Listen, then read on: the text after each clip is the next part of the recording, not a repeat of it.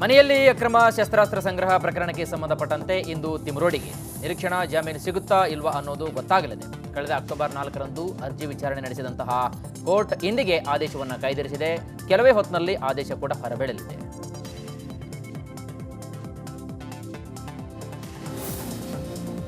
ಧರ್ಮಸ್ಥಳದಲ್ಲಿ ಶವ ಹೂತಿಟ್ಟ ಪ್ರಕರಣಕ್ಕೆ ಬಿಗ್ ಟ್ವಿಸ್ಟ್ ಸಿಕ್ಕಿದೆ.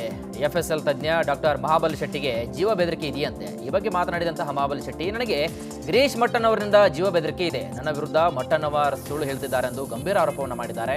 ಮಟ್ಟನ್ ಅವರ ವಿರುದ್ಧ ಕ್ರಮವನ್ನು ಕೈಗೊಳ್ಳದಿದ್ದರೆ ಕೋರ್ಟ್ ಮೊರೆ ಹೋಗುವುದಾಗಿ ಡಾಕ್ಟರ್ ಮಹಾಬಲಿ ಶೆಟ್ಟಿ ಹೇಳಿದ್ದಾರೆ. ಅದು ಅಲ್ಲದೆ ನನ್ನ ನನಗೀಗ ಡೆತ್ ಥ್ರೆಟ್ ಸಹ ಕೊಟ್ಟಿದ್ದಾನೆ ಅದೇ ಮೆಟನ್ ಅವರು. ಅದ್ರ ಬಗ್ಗೆ ಸಹ ನಾನು ವಿಟ್ನೆಸ್ ಪ್ರೊಟೆಕ್ಷನ್ ಸ್ಕೀಮಲ್ಲಿ I am asking for protection from Karnataka state government. ಇವರು ಕೊಡಲಿಲ್ಲ ಅಂದರೆ ನಾನು ಹೈಕೋರ್ಟಿಗೆ ಹೋಗ್ತೇನೆ. I will go to supreme court. Kerala ಹೈಕೋರ್ಟಿಗೆ ಸಪ್ರೇಟಾಗಿ ಹಾಕ್ತಿದ್ದೇನೆ. ಯಾಕಂದರೆ ನಾನು ಕಣ್ಣೂರು ಮತ್ತು ತಲಚೇರಿಯಲ್ಲಿ ಸಹ 1000 ಉಂಡ್ ಸರ್ಟಿಫಿಕೇಟ್ ಮಂಗಳೂರಿಗೆ ಬಂದವರಿಗೆ ನಾನು ಕೊಟ್ಟಿದ್ದೇನೆ. ನನಗೆ ಕೇರಳ ಕೋರ್ಟಲ್ಲಿ ರೆಗ್ಯುಲರ್ಲಿ ನಾನು ಹೋಗ್ತಾ ಇರ್ತೇನೆ. So I am going to file a writ petition in Kerala high court for witness protection ಸ್ಕೀಮಲ್ಲಿ ಅಗೇನ್ಸ್ಟ್ ಡಾಕ್ಟರ್ ಮಹಾಬಲಿ ಶೆಟ್ಟಿ ಮೇಲೆ ಗಿರೀಶ್ ಮಟ್ಟನ್ನವರ್ ಪೋಸ್ಟ್ ಮಾರ್ಟಮ್ ವೇಳೆ ಅಂಗಾಂಗ ಕದ್ದ ಆರೋಪವನ್ನು ಮಾಡಿದ್ರು. ಈ ಆರೋಪಕ್ಕೆ ಡಾಕ್ಟರ್ ಮಹಾಬಲಿ ಶೆಟ್ಟಿ ಆಕ್ರೋಶವನ್ನು ವ್ಯಕ್ತಪಡಿಸಿದ್ದಾರೆ. ಗಿರೀಶ್ ಮಟ್ಟನ್ನವರ್ ವಿರುದ್ಧ ಕ್ರಿಮಿನಲ್ ಮಾನನಷ್ಟ ಕೇಸನ್ನು ದಾಖಲಿಸಲು ಮಹಾಬಲಿ ಶೆಟ್ಟಿ ನಿರ್ಧಾರ ಮಾಡಿದ್ದಾರೆ. ಮಟ್ಟನಿಗೆ ಅಂಗಾಂಗ ದಾನ ಕಾಯ್ದೆಯೂ ಕೂಡ ಗೊತ್ತಿಲ್ಲ. ಅಂಗಾಂಗ ತೆಗೆಯೋದಂದ್ರೆ ನಾಯಿಗೆ ಮಾಂಸವನ್ನ ಹಾಕಿದಂತಲ್ಲ. ಕೋಳಿ ಫಾರ್ಮ್ನಿಂದ ಕೋಳಿ ತಂದು ತಿಂದ ಹಾಗಲ್ಲ ಅಂತ ಕಿಡಿಕಾರಿದ್ದಾರೆ. ಸ್ಕೀಮಲ್ಲಿ ಮೆಟ್ಟನ್ನವರು ಈ ಥರ ಒಂದು ಆರೋಪ ಮಾಡಿದ್ದಾರೆ, ಕೇಳ್ಪಟ್ಟೆ ನಾನು. ಅಂಗಾಂಗ ಕಳೀತಾ ಇದ್ದಾರಂತ. ಅವರಿಗೆ ಪಾಪ ಆರ್ಗನ್ ಟ್ರಾನ್ಸ್ಪ್ಲಾಂಟೇಷನ್ ಆ್ಯಕ್ಟ್ ಪ್ರಕಾರ ಗೊತ್ತಿಲ್ಲ. ಅದು ಎಷ್ಟು ಗಂಟೆಲಿ ಎಷ್ಟು ತೆಗಿಬೋದು, ಯಾವ್ದು ತೆಗಿಬೋದು ಅಂತ. ಅದ್ರ ಬಗ್ಗೆ ಸ್ಕಿಲ್ ಬೇಕು, ಅದ್ರ ಬಗ್ಗೆ OT ಬೇಕು. ಇದು ನಾಯಿಗೆ ಮೌಸ್ ಹಾಕಿದಾಗ ಅಲ್ಲ ಗಿರೀಶ್ ಕೋಳಿ ತಂದು ಫಾರ್ಮ್ ಹೌಸಲ್ಲಿ ತಿಂದಾಗಲ್ಲ. ಅದಕ್ಕೆ ತಕ್ಕ ಉತ್ತರ ನಾವು ಕೋರ್ಟಲ್ಲಿ ಕೊಡ್ತಾ ಇದ್ದೇನೆ. ಯಾಕಂತ ಹೇಳಿದ್ರೆ ಒಂದು ಸುಪ್ರೀಂ ಕೋರ್ಟಿಗೆ ನಮ್ಮದು IAFM all Indian academy forensic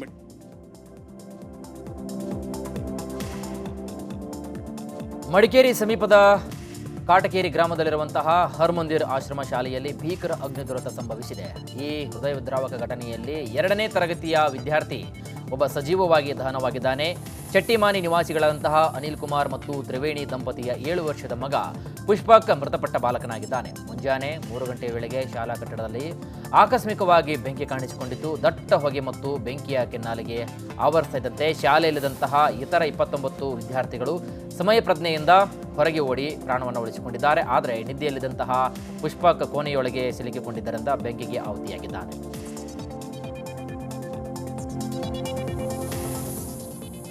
ಚಿತ್ರದುರ್ಗದ ರೇಣುಕಾಸ್ವಾಮಿ ಕೊಲೆ ಪ್ರಕರಣಕ್ಕೆ ಸಂಬಂಧಪಟ್ಟಂತೆ ದರ್ಶನ್ ಚಾರ್ಜ್ ಫ್ರೇಮ್ ವಿಚಾರಣೆ ಮುಂದೂಡಿಕೆಯಾಗಿದೆ. ಮತ್ತೊಂದು ಕಡೆಗೆ ದರ್ಶನ್ ಲಾಯರ್ ಹೆಚ್ಚುವರಿಯಾಗಿ ಇದೀಗ ಹಾಸಿಗೆ ದಿಂಬು ಕೋರಿ ಮತ್ತು ಜೈಲಧಿಕಾರಿಗಳ ಸೌಲಭ್ಯ ಕೊಡುವಂತಹ ವಿಚಾರವಾಗಿ ನಿರ್ಲಕ್ಷ್ಯ ವಹಿಸಿದ್ದಾರೆ ಅಂತ ಆರೋಪಿಸಿ ಸಲ್ಲಿಸಿದಂತಹ ಅರ್ಜಿ ಕೂಡ ಮುಂದೂಡಲಾಗಿದ್ದು ಅಕ್ಟೋಬರ್ 18ಕ್ಕೆ ಮತ್ತೆ ವಿಚಾರಣೆ ನಡೆಯಲಿದೆಯಂತೆ.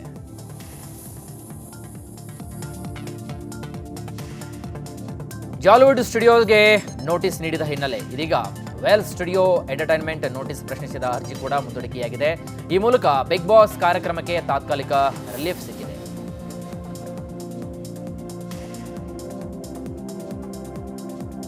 ಇನ್ನು ಜಾಲಿವುಡ್ ಸ್ಟುಡಿಯೋ ಬಳಿ ಮತ್ತೆ ಹೈಡ್ರಾಮಾ ನಡೆದು ಹೋಗಿದೆ. ಕನ್ನಡ ಸಂಘಟನೆ ಹೋರಾಟಗಾರರು ಸ್ಟುಡಿಯೋ ಮುಂಭಾಗದಲ್ಲಿ ಹೋರಾಟವನ್ನು ನಡೆಸಿದ್ದಾರೆ. ರಾಜ್ಯ ಸರ್ಕಾರದ ವಿರುದ್ಧ ಧಿಕ್ಕಾರವನ್ನು ಕೂಗಿದಲ್ಲದೆ ಬಿಗ್ ಬಾಸ್ ಮನೆ ಬೀಗವನ್ನ ಯಾವುದೇ ಕಾರಣಕ್ಕೂ ತೆರೆಬಾರದಂತ ಆಗ್ರಹಿಸಿದ್ದಾರೆ. DCM DK ಶಿವಕುಮಾರ್ ಕೂಡ ಕಾನೂನು ಉಲ್ಲಂಘಿಸಿದ್ದಾರೆ. DCM DK ಶಿವಕುಮಾರ್ ಅಧಿಕಾರಿಗಳ ಮೇಲೆ ಒತ್ತಡವನ್ನು ಹೇರಿದ್ದಾರೆ. ಮತ್ತೆ ಬಂದ್ ಆಗುವವರೆಗೂ ಕೂಡ ತೀವ್ರ ಹೋರಾಟ ಮಾಡ್ತೀವಿ ಅಂತ ಹೇಳಿದ್ದಾರೆ. ಅವಕಾಶ ಕೊಟ್ಟ ರಾಜ್ಯ ಸರ್ಕಾರಕ್ಕೆ ಅನಾಧಿಕೃತಕ್ಕೆ ಅವಕಾಶ ಕೊಟ್ಟ ರಾಜ್ಯ ಸರ್ಕಾರಕ್ಕೆ ಅನಾಧಿಕೃತಕ್ಕೆ ಅವಕಾಶ ಕೊಟ್ಟ ರಾಜ್ಯ ಸರ್ಕಾರಕ್ಕೆ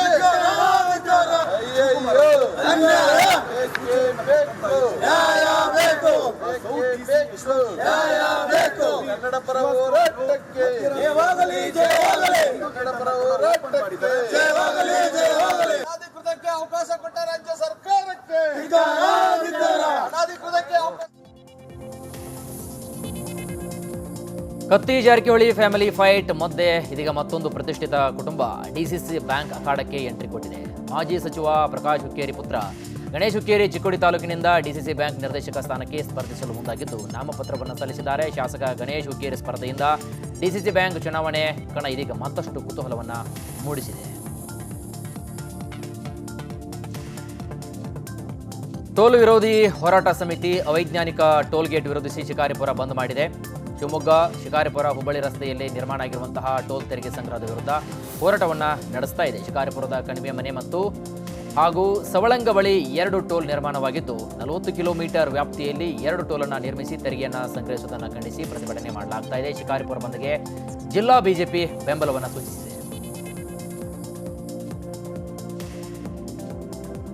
ರಾಜ್ಯ ಕಾಂಗ್ರೆಸ್ನಲ್ಲಿ ನವೆಂಬರ್ ಕ್ರಾಂತಿ ಸದ್ದು ಜೋರಾಗಿದೆ. ಇದರ ನಡುವೆ ನವೆಂಬರ್ ಅಂತಕ್ಕೆ ಕಾಂಗ್ರೆಸ್ ಹೈಕಮಾಂಡ್ ಮೇಜರ್ ಸರ್ಜರಿ ಮಾಡಲು ಕೂಡ ಇದೀಗ ಮುಂದಾಗಿದೆ.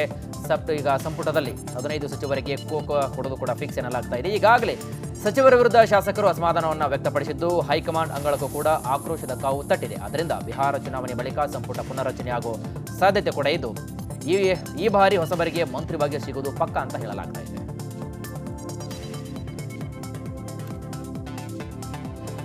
ಮಂಡ್ಯದ ಹೇಮಾವತಿ ಉಪನಾಲೆ ಡ್ಯಾಮೇಜ್ ಆಗಿದ್ದು ಸಾವಿರಾರು ಗ್ಯಾಲನ್ ನೀರು ಪೋಲಾಗ್ತಾ ಇದೆ. ಸಾಧುವನಹಳ್ಳಿ ಬಳಿಯ ಹೇಮಾವತಿ ಉಪನಾಲೆ ಬಿರುಕು ಬಿಟ್ಟ ವರ್ಷ ಕಳೆದರೂ ಕೂಡ ನೀರಾವರಿ ಇಲಾಖೆ ಅಧಿಕಾರಿಗಳು ಎಚ್ಚೆತ್ತುಕೊಂಡಿಲ್ಲ. ಇದರಿಂದ ನಾಲೆಯ ಕೊನೆ ಭಾಗದ ರೈತರಿಗೆ ನೀರು ತಲುಪ್ತಾ ಇಲ್ಲ. ಪರಿಣಾಮವಾಗಿ ನಾಲೆ ಅರ್ಧ ನೀರು ಹಳ್ಳಕೊಳ್ಳದ ಪಾಲಾಗ್ತಾ ಇದ್ದು ರೈತರು ಇದೀಗ ಕಂಗಾಲಾಗಿದ್ದಾರೆ. ತಕ್ಷಣ ನಾಲೆಯನ್ನು ಸರಿಪಡಿಸದೇ ಇದ್ರೆ ಉಗ್ರ ಹೋರಾಟ ಮಾಡುವುದಾಗಿ ಎಚ್ಚರಿಕೆ ನೀಡಿದ್ದಾರೆ ರೈತರು.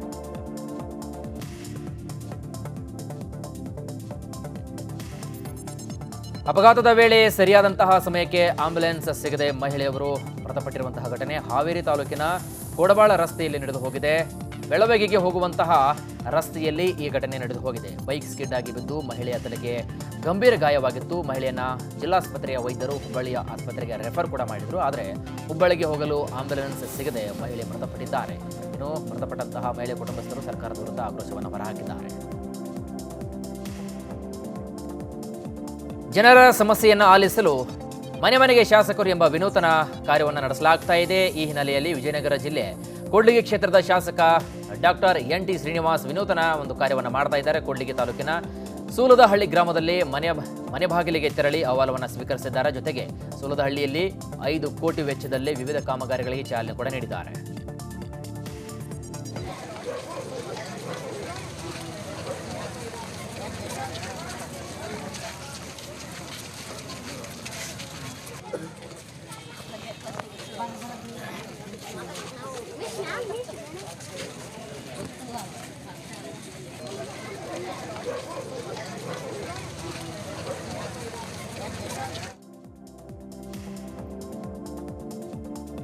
ಸಹಕಾರಿ ಸಂಘಗಳ ಸಹಾಯಕ ನಿಬಂಧಕರ ಕಚೇರಿಯ 2 ಕೂಡ ಅಧಿಕಾರಿಗಳು ಲೋಕಾಯುಕ್ತ ಬಲೆಗೆ ಇದೀಗ ಬಿದ್ದಿದ್ದಾರೆ. ಕಲಬುರಗಿಯ ಲೋಕ SP ಸಿದ್ದರಾಜು ನೇತೃತ್ವದಲ್ಲಿ ದಾಳಿ ಮಾಡಿ ಲಂಚ ಪಡಿತಾ ಇದ್ದಂತಹ ಮಲ್ಲಿಕಾರ್ಜುನ್ ಸಂಗೀತ ಎಂಬ ಅಧಿಕಾರಿಗಳನ್ನು ವಶಕ್ಕೆ ಪಡೆದುಕೊಂಡಿದ್ದಾರೆ. ವೀರಪ್ಪ ಎಂಬುವರಿಂದ 10,000 ರೂಪಾಯಿ ಲಂಚಕ್ಕೆ ಬೇಡಿಕೆ ಇಟ್ಟ ಹಿನ್ನೆಲೆಯಲ್ಲಿ ಇಬ್ಬರನ್ನ ಇದೀಗ ಬಂಧಿಸಲಾಗಿದೆ.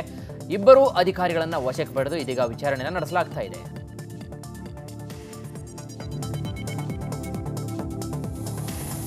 ಹಾಸನದ ಆರಾಧ್ಯ ದೈವ ಹಾಸನಾಂಬೆ ದೇಗುಲದ ದ್ವಾರ ಇಂದು ತೆರೆಯಲಾಗಿದೆ. ನಾಳೆಯಿಂದ ಭಕ್ತರಿಗೆ ಹಾಸನಾಂಬೆ ದರ್ಶನವನ್ನು ನೀಡಲಿದ್ದಾಳೆ. ಇನ್ನು ದೇಶದ ನಾನಾ ಮೂಲೆಗಳಿಂದ ಲಕ್ಷಾಂತರ ಭಕ್ತರು ಹಾಸನಕ್ಕೆ ಬರ್ತಾ ಇದ್ದು ಜಿಲ್ಲಾಡಳಿತ ಈಗಾಗಲೇ ಎಲ್ಲ ತಯಾರಿಯನ್ನು ಕೂಡ ಮಾಡಿಕೊಂಡಿದೆ.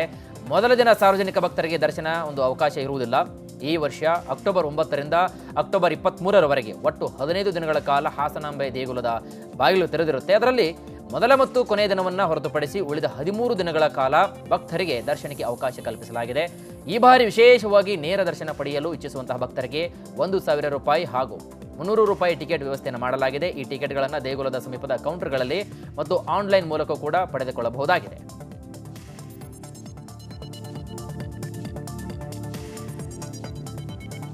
ಫಿಲ್ಮಿ ಸ್ಟೈಲ್ನಲ್ಲಿ ಹಾಡಾಗಲೇ ಕಾಂಟ್ರಾಕ್ಟರ್ ಕಿಡ್ನಾಪ್ ನಡೆದು ಹೋಗಿದೆ. ಹುಬ್ಬಳ್ಳಿಯ ತೋಳನಕೆರೆಯಲ್ಲಿ ಮೋಹನ್ ಚೌಹಾನ್ ಎಂಬ ಗುತ್ತಿಗೆದಾರ ಕಿಡ್ನಾಪ್ ಆಗಿದ್ದಾರೆ. ನಿನ್ನೆ ಮಧ್ಯಾಹ್ನ 12:30 ಸುಮಾರಿಗೆ 15ಕ್ಕೂ ಹೆಚ್ಚು ಜನ ಕಾರಿನಲ್ಲಿ ಬಂದು ಈ ಕೃತ್ಯವನ್ನು ಎಸಗಿದ್ದಾರೆ. ಕಿಡ್ನಾಪ್ ಮಾಡುವ ದೃಶ್ಯ ಸಿಸಿ ಕ್ಯಾಮೆರಾದಲ್ಲಿ ಸೆರೆಯಾಗಿದೆ. ಬಸಪ್ಪ ದಳವಾಯಿ ಮತ್ತು ಸಹಚರರು ಕಿಡ್ನಾಪ್ ಮಾಡಿದ್ದಾರೆ ಅಂತ ಹೇಳಲಾಗ್ತಾ ಇದ್ದು ಆರೋಪಿಗಳನ್ನು ಪೊಲೀಸರು ಇದೀಗ ಬಂಧಿಸಿದ್ದಾರೆ.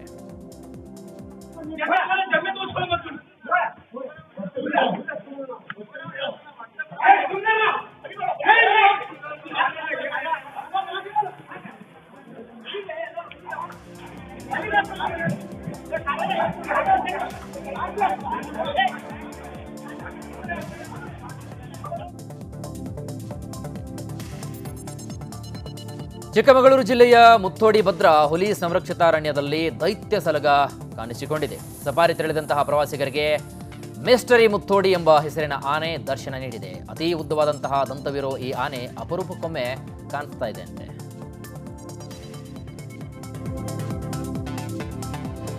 ಭೀಮಾ ಪ್ರವಾಹಕ್ಕೆ ನಲುಗಿರುವಂತಹ ರೈತರ ಸಂಕಷ್ಟ ನಿವಾರಣೆಯಾಗಲಿ ಅಂತ ಜನ ದೇವರ ಮೊರೆ ಹೋಗ್ತಿದ್ದಾರೆ. ಕಲಬುರಗಿ ಜಿಲ್ಲೆ ಅಫಜಲಪುರ ತಾಲೂಕಿನ ಪುಣ್ಯಕ್ಷೇತ್ರವಾದಂತಹ ಗಾಣಗಾಪುರದಲ್ಲಿ ದತ್ತಯಾಗ ಹಮ್ಮಿಕೊಳ್ಳಲಾಗಿದ್ದು, ಸಂಗಮದ ತಟದಲ್ಲಿರುವಂತಹ ದತ್ತನ ಸನ್ನಿಧಿಯಲ್ಲಿ ದತ್ತಯಾಗವನ್ನು ಮಾಡಲಾಗ್ತಾ ಇದ್ದು, ಗುರು ದತ್ತಾತ್ರೇಯರ ಅರ್ಚಕ ಬಳಗ ಯಾಗದಲ್ಲಿ ಪಾಲ್ಗೊಂಡಿತ್ತು. ಇದಕ್ಕೂ ಕೂಡ ಮುನ್ನ ಚಂಡಿ ಹೋಮ ನೆರವೇರಿಸಲಾಯಿತು. ಮತ್ತೀಗ ಮತ್ತೊಂದು ಕಡೆಗೆ ಇಂತಹ ಮಹಾಪ್ರವಾಹ ಎದುರಾಗದೇ ಇರಲಿ ಅಂತ ಪ್ರಾರ್ಥನೆಯನ್ನ ಮಾಡಲಾಗ್ತಾ ಇದೆಯಂತೆ.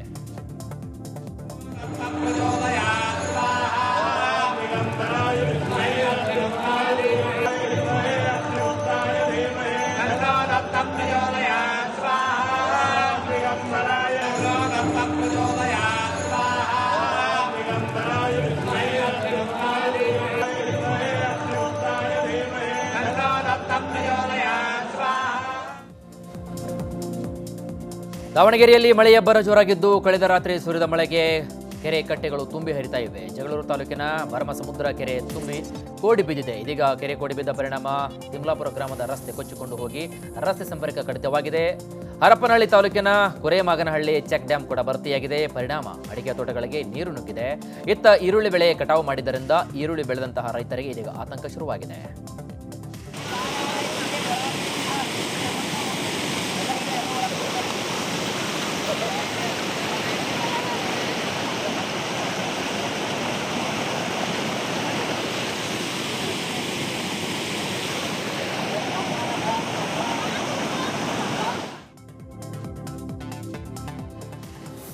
ಮೈಸೂರಿನ ವಸ್ತು ಪ್ರದರ್ಶನ ಮೈದಾನ ಬಳಿ ಬಾಲಕಿ ಶವ ಪತ್ತೆಯಾಗಿದೆ. 10 ವರ್ಷದ ಬಾಲಕಿ ಮೇಲೆ ರೇಪ್ ಆ್ಯಂಡ್ ಮರ್ಡರ್ ನಡೆದಿರುವಂತಹ ಆಶಂಕೆ ವ್ಯಕ್ತವಾಗಿದ್ದು, ಪೊಲೀಸರು ತನಿಖೆಯನ್ನು ನಡೆಸ್ತಾ ಇದ್ದಾರೆ. 2 ದಿನಗಳ ಅಂತರದಲ್ಲಿ ಒಂದೇ ಜಾಗದಲ್ಲಿ 2 ಮರ್ಡರ್ ಆಗಿದ್ದು, ಜಿಲ್ಲೆಯ ಜನರು ಬೆಚ್ಚಿ ಬಿದ್ದಿದ್ದಾರೆ. ಸದ್ಯ ಶಂಕಿತ ಆರೋಪಿ ಚಲನವಲನ ಸಿಸಿಟಿವಿಯಲ್ಲಿ ಈಗ ಲಭ್ಯವಾಗಿದ್ದು, ಆರೋಪಿ ಹೆಸರಿಗೆ 3 ತಂಡಗಳನ್ನು ರಚನೆ ಮಾಡಲಾಗಿದೆ.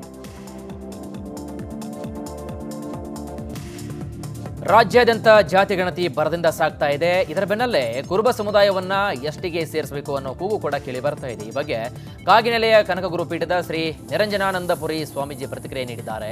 ವಾಲ್ಮೀಕಿ ಸಮುದಾಯ ನಮ್ಮ ಸಹೋದರ ಸಮುದಾಯ, ನಾವೆಲ್ಲರೂ ಕೂಡ ಅಣ್ಣ ತಮ್ಮಂದಿರಿದ್ದಂತೆ ಬಾಳಿ ಬದುಕಿದಂತಹ ಇತಿಹಾಸವಿದೆ ನಮ್ಮದು ಹಾಗಂತ ಕಾಗಿನೆಲೆಯ ಶ್ರೀ ನಿರಂಜನಾನಂದಪುರಿ ಸ್ವಾಮೀಜಿ ಹೇಳಿದ್ದಾರೆ. ನಾವು 2020ರಿಂದ ಎಸ್ಟಿ ಮೀಸಲಾತಿ ಹೋರಾಟ ಮಾಡ್ತಾನೆ ಬಂದಿದ್ದೇವೆ. 2021 ಜನವರಿ 15ರಿಂದ ಕಾಗಿನೆಲೆಯಿಂದ ಬೆಂಗಳೂರಿನವರೆಗೆ 350 ಕಿಲೋಮೀಟರ್ ಪಾದಯಾತ್ರೆ ಮಾಡಿದ್ವಿ. ಈ ಮೂಲಕ ಅಖಂಡ ಕರ್ನಾಟಕ ಕುರುಬ ಸಮುದಾಯವನ್ನ ಎಸ್ಟಿಗೆ ಸೇರಿಸಬೇಕೆಂದು ಹಕ್ಕೊತ್ತಾಯ ಮಾಡಿದ್ದೆವು. ಸದ್ಯ ರಾಜ್ಯಾದ್ಯಂತ ಪಂಚಮಸಾಲಿ ಸಮುದಾಯ 2A ಹೋರಾಟವನ್ನು ಮಾಡ್ತಾ ಇದೆ. ಎಲ್ಲಿಯೂ ಕೂಡ ಕುರುಬ ಸಮುದಾಯ ವಿರೋಧವನ್ನ ಮಾಡಿಲ್ಲ. ಸಂವಿಧಾನಬದ್ಧವಾಗಿ ಇದ್ರೆ ಅವರಿಗೆ ಸಿಗುತ್ತೆ, ಇಲ್ಲ ಅಂದ್ರೆ ಇಲ್ಲ ಅಂತ ಹೇಳಿದ್ದಾರೆ. ಚಿಕ್ಕಬಳ್ಳಾಪುರದಲ್ಲಿ ಪತಿಯ ಅಕ್ರಮ ಸಂಬಂಧಕ್ಕೆ ಬೇಸತ್ತು ನವ ವಿವಾಹಿತೆ ಆತ್ಮಹತ್ಯೆಯನ್ನು ಮಾಡಿಕೊಂಡಿದ್ದಾಳೆ. ಗುಡಿಬಂಡೆ ತಾಲೂಕಿನ ಕೊಂಡಾವಲಹಳ್ಳಿ ಗ್ರಾಮದಲ್ಲಿ KS ಜಯಶ್ರೀ ಆತ್ಮಹತ್ಯೆಗೆ ಶರಣಾದಂತಹ ನವ ವಿವಾಹಿತೆಯಾಗಿದ್ದಾಳೆ. ಶಿಡ್ಲಘಟ್ಟ ತಾಲೂಕಿನ ಕೊಂಡಂಪನಹಳ್ಳಿ ಈ ಗ್ರಾಮದ ಯುವಕನೊಂದಿಗೆ 6 ತಿಂಗಳ ಹಿಂದೆ ಜಯಶ್ರೀ ಮದುವೆಯಾಗಿತ್ತು. ಇದೀಗ ಪತಿ ಚಂದ್ರಶೇಖರ್ ವಿರುದ್ಧ ಆರೋಪ ಮಾಡಿ ಕಿರುಕುಳಕ್ಕೆ ಬೇಸತ್ತು ಆತ್ಮಹತ್ಯೆ ಮಾಡಿಕೊಂಡಿರುವ ಬಗ್ಗೆ ಡೆತ್ ನೋಟ್ ಬರೆದಿದ್ದಾಳೆ. ಸ್ಥಳಕ್ಕೆ ಗುಡಿಬಂಡೆ ಠಾಣೆ ಪೊಲೀಸರು ಭೇಟಿ ನೀಡಿ ಪರಿಶೀಲನೆ ನಡೆಸುತ್ತಿದ್ದಾರೆ. ನೋಡ್ಕೊಂಡ್ವಿ. ಬೆಳಗಿನ ಜಾವದಲ್ಲಿ ಒಂದು ಹೊತ್ತಿನಲ್ಲಿ ಹೋಗಿ ನೋಡಿದೆ, ಕರ್ಕೊಂಡು ಬಂದೆ. ನಾನು ಜೊತೆಗೆ ಹೋಗಿದ್ದೆ. ಚಿಲ್ಕ ಶಬ್ದ ಆಯಿತು, ಬೇಗ ಎದ್ದು ನೋಡಿಕೊಂಡೆ. ತಿರುಗಿ ಯಾವಾಗ ಹೋದ್ಲು ಏನೋ ಸ್ವಾಮಿ, ನಮಗೆ ಗೊತ್ತಿಲ್ಲ. ನಮ್ಮ ಚಿಕ್ಕ ಮಗಳು ಬೇಗ ಎದ್ದು ನೋಡ್ಕೊಂಡು ರೂಮ್ ಎಲ್ಲ ನೋಡಿದ್ವಿ, ಹಾಲೆಲ್ಲ ನೋಡಿದ್ವಿ. ಏನು ಕಿರ್ಚಿಲ್ಲ ಸ್ವಾಮಿ, ಏನು ಇಲ್ಲ, ಅಂಥದ್ದೆಲ್ಲ ಏನಿಲ್ಲ. ಔಟ್ ಸೈಡ್ ಆ ಥರ ಮಾಡ್ಕೊಂಡಿದ್ದಾನೆ. ಶ್ರೀರಂಗಪಟ್ಟಣದಿಂದ KR ಮಾರ್ಕೆಟ್ಗೆ ಅಡುಗೆ ಎಣ್ಣೆ ಕೊಂಡೊಯ್ತಿದ್ದಂತಹ ಕಂಟೈನರ್ ಲಾರಿ ಬ್ರೇಕ್ ಫೇಲ್ ಆಗಿ ಏಕಾಏಕಿ ಪೆಟ್ರೋಲ್ ಬಂಕಿಗೆ ನುಗ್ಗಿದೆ. ಬೆಂಗಳೂರಿನ ಚಾಮರಾಜಪೇಟೆಯಲ್ಲಿ ಘಟನೆ ನಡೆದು ಹೋಗಿದೆ. ಕ್ಯಾಂಟರ್ ನುಗ್ಗಿದ ರಭಸಕ್ಕೆ ಪೆಟ್ರೋಲ್ ಬಂಕ್ ಒಳಗಿದಂತಹ ಅಂಗಡಿ ಜಖಂಗೊಂಡಿದೆ. ಅಂಗಡಿ ಒಳಗಿದಂತಹ ಸಿಬ್ಬಂದಿ ಹಾಗೂ ಕ್ಯಾಂಟರ್ ಚಾಲಕನ ಕೈಗೆ ಗಾಯಗಳಾಗಿವೆ. ಇನ್ನು ಸಂದರ್ಭ ಅನೇಕ ಗ್ರಾಹಕರು ಬೈಕ್ ಹಾಗೂ ಇತರ ವಾಹನಗಳಿಗೆ ಪೆಟ್ರೋಲ್ ಅನ್ನು ಹಾಕಿಸಿಕೊಳ್ತಾ ಇದ್ದರು. ಘಟನೆಯ ಭೀಕರ ದೃಶ್ಯ ಇದೀಗ CC ಕ್ಯಾಮೆರಾದಲ್ಲಿ ಸೆರೆಯಾಗಿದೆ. ಸಿಎಂ ಸಿದ್ದರಾಮಯ್ಯ ವಿರುದ್ಧ ಮೂಡಾ ಪ್ರಕರಣದಲ್ಲಿ ಬಿ ರಿಪೋರ್ಟ್ ಪ್ರಶ್ನಿಸಿದಂತಹ ಅರ್ಜಿ ಆದೇಶ ಮುಂದೂಡಿಕೆಯಾಗಿದೆ. ನವೆಂಬರ್ 15ಕ್ಕೆ ಜನಪ್ರತಿನಿಧಿಗಳ ಕೋರ್ಟ್ ಆದೇಶವನ್ನು ಮುಂದೂಡಿಕೆಯಿದೆ. ಜೊತೆಗೆ 2 ತಿಂಗಳಲ್ಲಿ ತನಿಖೆ ಪೂರ್ಣಗೊಳಿಸಲು ಸೂಚನೆ ಕೂಡ ನೀಡಲಾಗಿದೆ. ಅಲ್ಲದೆ ಈ ಕೇಸ್ನ ತನಿಖಾಧಿಕಾರಿ ಬದಲಾವಣೆಗೆ ಮನವಿ ಕೂಡ ಮಾಡಲಾಗಿದ್ದು ಅರ್ಜಿಯನ್ನು ಕೋರ್ಟ್ ಇದೀಗ ವಜಾ ಮಾಡಿದೆ.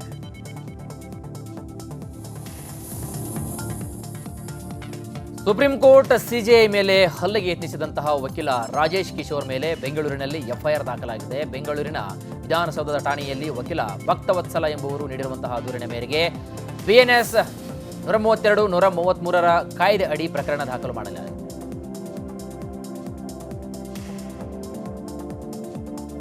ರಾಜ್ಯ ಸಚಿವ ಸಂಪುಟಕ್ಕೆ ಮೇಜರ್ ಸರ್ಜರಿ ಬೆನ್ನಲ್ಲೇ ತ್ರಿಮೂರ್ತಿ ಸಚಿವರ ರಹಸ್ಯ ಮೀಟಿಂಗ್ ನಡೆಸಿದ್ದಾರೆ. ಖಾಸಗಿ ಅಪಾರ್ಟ್ಮೆಂಟ್ನಲ್ಲಿ ಸಚಿವ ಪರಮೇಶ್ವರ್, ಸಚಿವ ಮಹದೇವಪ್ಪ, ಸಚಿವ ಸತೀಶ್ ಜಾರಕಿಹೊಳಿ ಚರ್ಚೆಯನ್ನು ನಡೆಸಿದ್ದಾರೆ.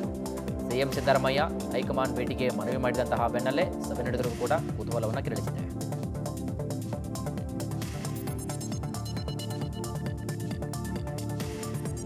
ಕಾಂಗ್ರೆಸ್ನಲ್ಲಿ ನವೆಂಬರ್ ಕ್ರಾಂತಿ ಕುತೂಹಲದ ನಡುವೆ ಡಿಕೆ ಶಿವಕುಮಾರ್ ನನಗೆ ಈ ಬಗ್ಗೆ ಯಾವುದೇ ವಿಚಾರ ನನಗೆ ಗೊತ್ತಿಲ್ಲ, ಪಾರ್ಟಿ ಮತ್ತು ಸಿಎಂಗೆ ಬಿಟ್ಟ ವಿಚಾರ ಅಂತ ಹೇಳಿದ್ದಾರೆ.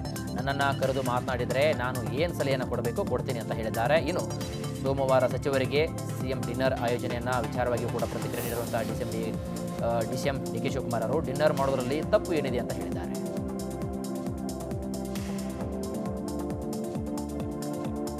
ಮೈಸೂರಿನಲ್ಲಿ ಬಲೂನ್ ಮಾರುವ ಬಾಲಕಿಯ ಶವ ಪತ್ತೆ ಪ್ರಕರಣಕ್ಕೆ ಸಂಬಂಧಿಸಿದಂತೆ ಸಚಿವ ಎಚ್.ಸಿ. ಮಹದೇವಪ್ಪ ಪ್ರತಿಕ್ರಿಯೆ ನೀಡಿದ್ದಾರೆ. ಪೊಲೀಸ್ ಕಮಿಷನರ್ ಜೊತೆ ನಾನು ಮಾತನಾಡುತ್ತೇನೆ, ಏನಾಗಿದೆ ಎಂಬ ಬಗ್ಗೆ ಮಾಹಿತಿಯನ್ನು ಪಡೆದುಕೊಳ್ಳುತ್ತೇನೆ ಅಂತ ಹೇಳಿದ್ದಾರೆ.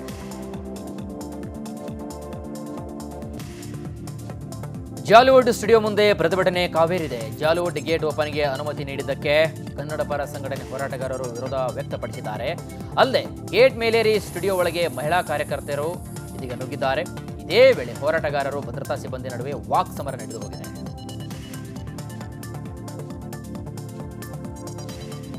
ಬೆಂಗಳೂರಿನ ಸಿಟಿ ಸಿವಿಲ್ ಕೋರ್ಟ್ ಕಟ್ಟಡದ ಮೇಲಿಂದ ಬಿದ್ದು ಆರೋಪಿ ಆತ್ಮಹತ್ಯೆ ಮಾಡಿಕೊಂಡಿರುವಂತಹ ಘಟನೆ ನಡೆದು ಹೋಗಿದೆ. ಕೋರ್ಟ್ನ 5ನೇ ಮಹಡಿಯಿಂದ ಕೆಳಗೆ ಬಿದ್ದು ಫೋಕ್ಸೋ ಕೇಸ್ ಆರೋಪಿ ಆತ್ಮಹತ್ಯೆಗೆ ಶರಣಾಗಿದ್ದಾನೆ. ಫೋಕ್ಸೋ ಕೇಸ್ನಲ್ಲಿ ಬಂಧಿತನಾಗಿದ್ದಂತಹ ಆರೋಪಿ ಗೌತಮ್ ಎಂಬಾತ ಆತ್ಮಹತ್ಯೆ ಮಾಡಿಕೊಂಡಿದ್ದಾನೆ. ಇಂದು ಟ್ರಯಲ್ ಇದ್ದ ಕಾರಣ ಪರಪ್ಪನ ಅಗ್ರಹಾರದಿಂದ ನ್ಯಾಯಾಲಯಕ್ಕೆ ಕರೆತರಲಾಗಿತ್ತು. ಈ ವೇಳೆ ಆತ್ಮಹತ್ಯೆಗೆ ಶರಣಾಗಿದ್ದಾನೆ.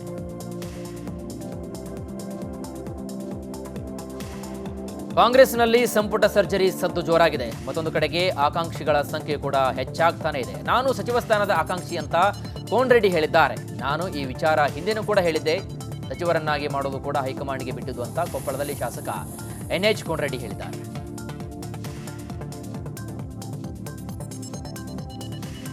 ಕೋಲಾರ ಹಳೆ ಬಸ್ ನಿಲ್ದಾಣದಲ್ಲಿ ಫುಟ್ಪಾತ್ ಒತ್ತುವರಿ ಮಾಡಿಕೊಂಡಿರುವವರಿಗೆ ನಗರಸಭೆ ಇದೀಗ ಖಡಕ್ ವಾರ್ನಿಂಗ್ ಕೊಟ್ಟಿದೆ. ಅಂಗಡಿ ಮಾಲೀಕರಿಗೆ, ವ್ಯಾಪಾರಸ್ಥರಿಗೆ ಫುಟ್ಪಾತ್ ಒತ್ತುವರಿಯನ್ನು ಬಿಡುವಂತೆ ಆದೇಶವನ್ನು ನೀಡಿದೆ. 2 ದಿನಗಳಲ್ಲಿ ಅನಧಿಕೃತ ಅಂಗಡಿಗಳನ್ನು ತೆರವು ಮಾಡುವಂತೆ ಡೆಡ್ಲೈನ್ ಕೂಡ ಕೊಡಲಾಗಿದೆ.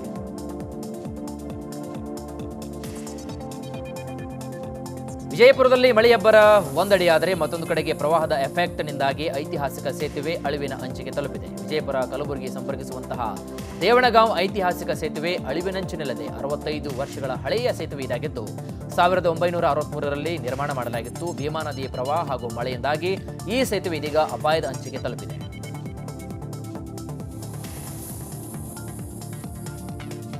ಹಾಸನಾಂಬೆ ಜಾತ್ರಾ ಮಹೋತ್ಸವಕ್ಕೆ ಇಂದಿನಿಂದ ಚಾಲನೆ ಸಿಕ್ಕಿದೆ. ಹಾಸನಾಂಬೆ ದರ್ಶನ ಬಳಿಕ ಹಾಸನ ಉಸ್ತುವಾರಿ ಸಚಿವ ಕೃಷ್ಣ ಬೈರೇಗೌಡ ಇಲ್ಲಿ ಬರುವಂತಹ ಪ್ರತಿಯೊಬ್ಬರಿಗೂ ಕೂಡ ದೇವಿ ದರ್ಶನ ಸಿಗಬೇಕು ಅನ್ನೋದು ನನ್ನ ಉದ್ದೇಶ ಅಂತ ಹೇಳಿದ್ದಾರೆ.